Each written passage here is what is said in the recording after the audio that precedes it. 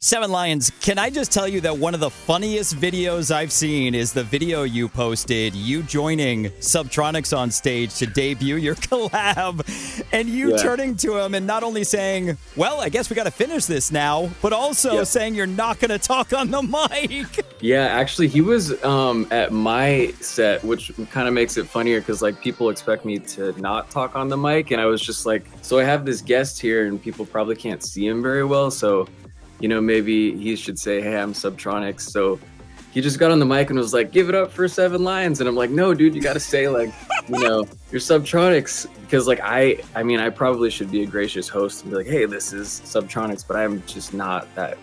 I have microphone stage fright for sure. Well, as somebody that has been to a lot of festivals where the DJ won't shut up, let me say thank you for that. Cool. Yeah, I feel like it's part of my persona too, for sure. So I'm gonna keep with the not talking on the mic thing. Well, sure. Seven Lions, welcome to America's Dance 30 for the first time. Thanks for having me. Stoked.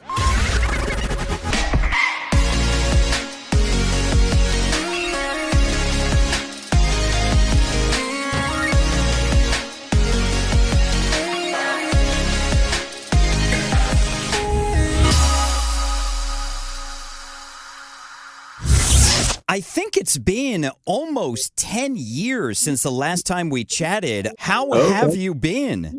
I've been good. Sorry, my Alexa's just reminding me about different meetings and things that I have to do. But good. Since then, I mean, the record label has happened, and I don't know, there's just been a lot of stuff going on since then. I think about that, like, that's quite a long time ago for sure. Hold on, not to interrupt you, but Alexa, stop! For reals. Well, you've got a lot going on right now. Not only congratulations on your new song, Easy Lover with Hilda, but also congratulations on Not Even Love with Illenium and ÁSDÍS going #1. That is so awesome. Thanks. Yeah, I'm really stoked on that for sure. It's my first time working with Universal Republic or Casablanca, whatever. I don't know but that was the first release we've done, and then boom, it's crushed. So it's nice to have Ophelia, the kind of more underground record label thing, but then working with like Brett and all the people that I've worked with, they crushed it, Yeah, and shout out to Ayala too, who also made this chat possible. So thank you to her as well. I can't wait to talk about both of these songs, especially something you posted about Easy Lover. But before we do that, let's get to know Seven Lions a little better with Finky's firsts. Okay, sure.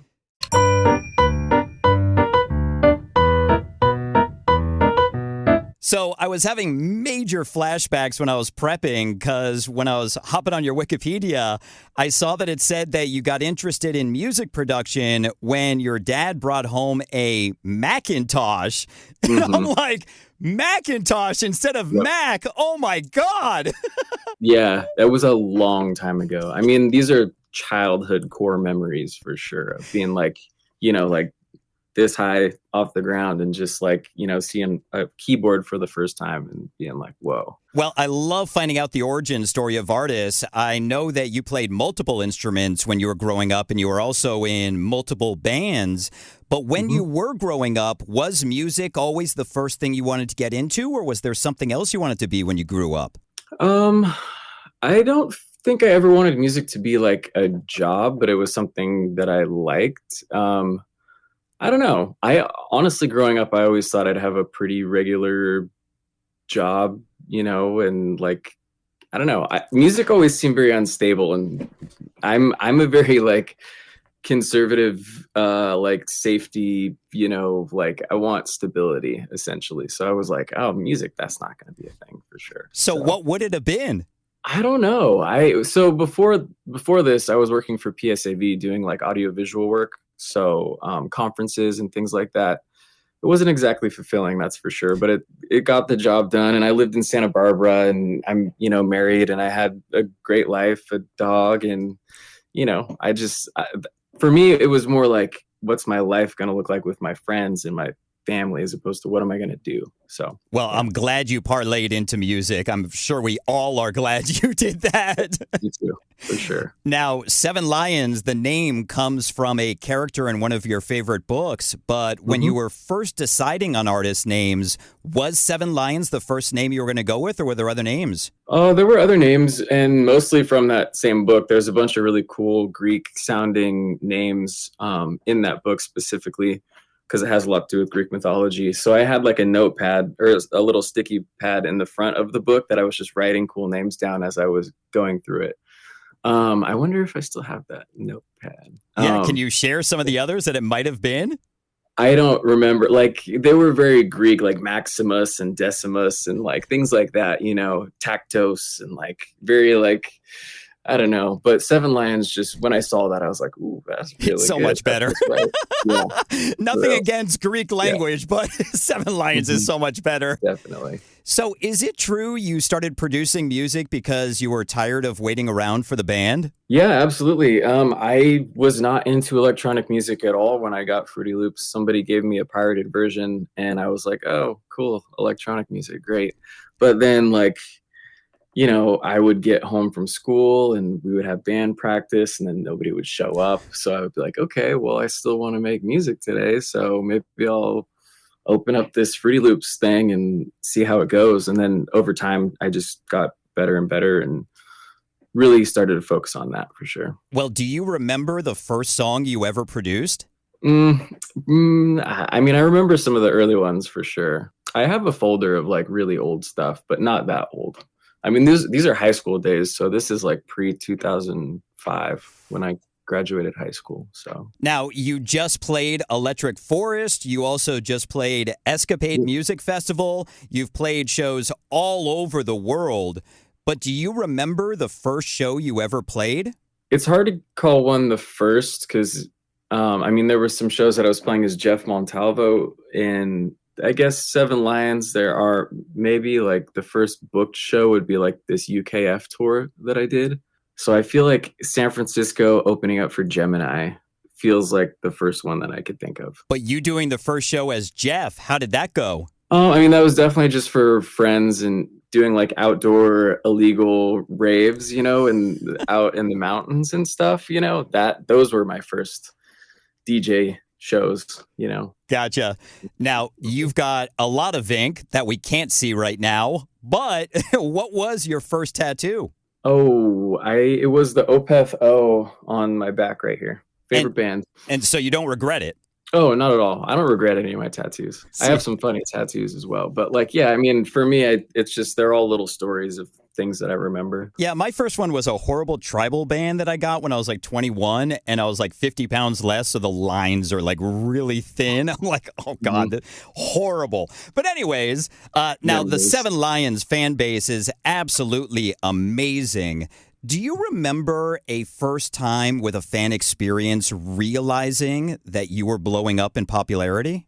Man, I think some of the first Drinking with Strangers were really special for sure, because it was just good fan interactions where we got to sit down and have a beer and really get to know people. And I think those were some really good early on ones for sure. Now, you've had some amazing songs playing on the radio and currently playing on the radio, including one of my favorite old Seven Lions songs, Don't Leave. Whew, nice. Such an amazing song. But do you remember the first time you ever heard one of your songs on the radio? I think it was more like I was in like a public place and heard it on like a radio that was playing there. Like, I don't know if it was like a Walmart or somewhere, but Strangers was definitely playing in a place that I was like, what? Oh, whoa, you know?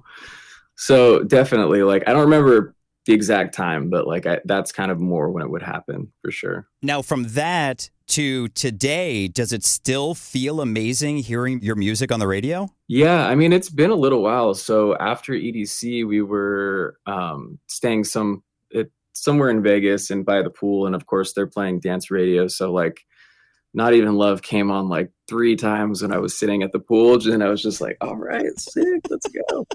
Does it sound as good on the radio to you as it does when you were producing it? I mean, obviously it's like different little speakers up in the corner of a pool. So like, I mean, if you were to see in my studio right now, I do have like little reference monitors that are supposed to like emulate what a not so good sound system would sound like. So I do check that kind of thing for sure. Yeah. Finally, in Finky's verse, I read that you got interested in trance music when somebody gave you an old Tiesto CD. It was my cousin. My cousin Lewis gave me a like maybe 4 or 5 CDs when I was going away to college, and I remember listening to them up on the way to.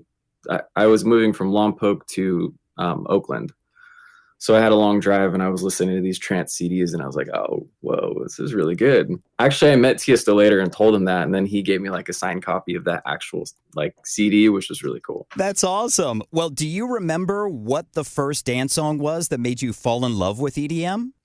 Yeah, Tiesto's remix of Delirium's "Innocent" is like, yeah. Such an incredible song. Speaking of incredible songs, let's talk about Not Even Love. How was this song born with Illenium and ÁSDÍS?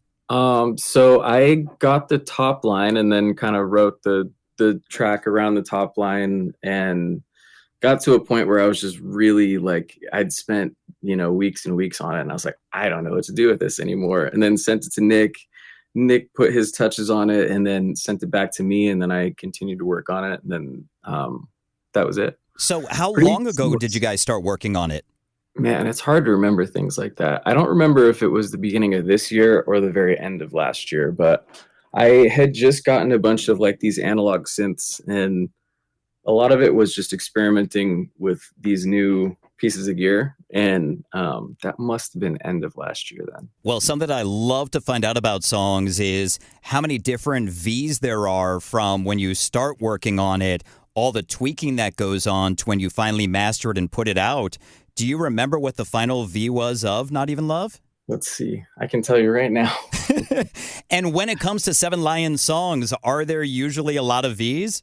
It really depends. Like, I think the best songs don't have that many versions. They're the songs that are like kind of like, it's almost like a fever dream when you're making it. It's just like you're awake, you're working, it feels right, it's a flow, and there's not a lot of second guessing. But this one, wow, definitely a lot. I got up to V10 and then I renamed it and then kept going up to, it looks like at least 20 in here. Wow. And is that before you sent it to Nick, or is that after you got it back? It looks like once it got back from Nick, there were only 4 versions after that. Oh, okay. Not that bad. Yeah, now, for sure. You mentioned the analog stuff that you're working on, which leads me to the newest song, Easy Lover with Hilda. You talked about that it was just you having fun learning new ways of production. How was that song born?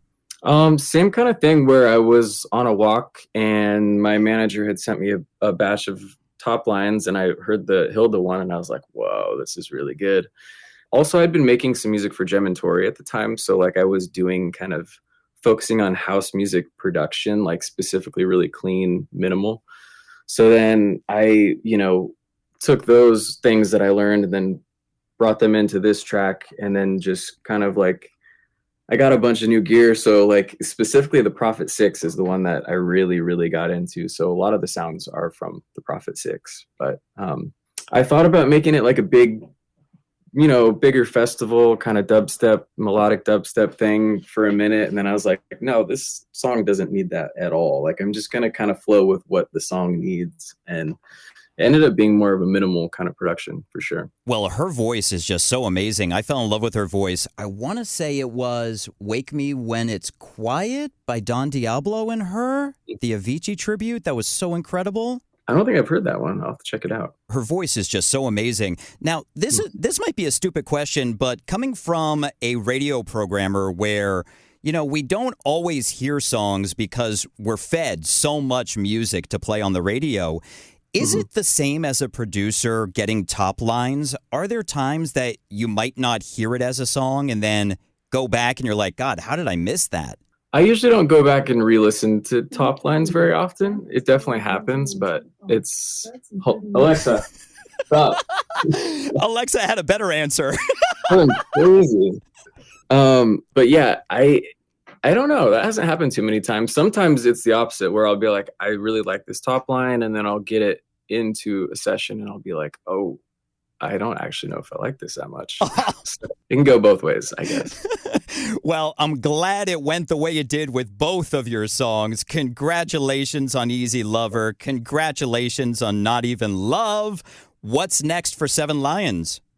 So this year is just a bunch of collabs because I did the album, and I feel like collabs are always really good growth years because you're tapping into different fan bases. And also, if the collab is really good, then you're making a very new sound that nobody's ever heard before, which is, really fun. So for me, I'm just working on collabs, having fun, touring, mostly touring. I mean, a lot of my time is when I'm home Monday through Friday. I'm just trying to like stay healthy and I don't know, relax because the weekends are so intense with the festivals. So I'm definitely in the studio a little bit, but right now I'm kind of just wrapping up some songs, and Elden Ring, the DLC just came out, so I fired that up, and I'm playing a lot of video games. So yeah, just festivals, video games, and trying to be healthy. Well, good luck with especially the last part because it's so hard these days.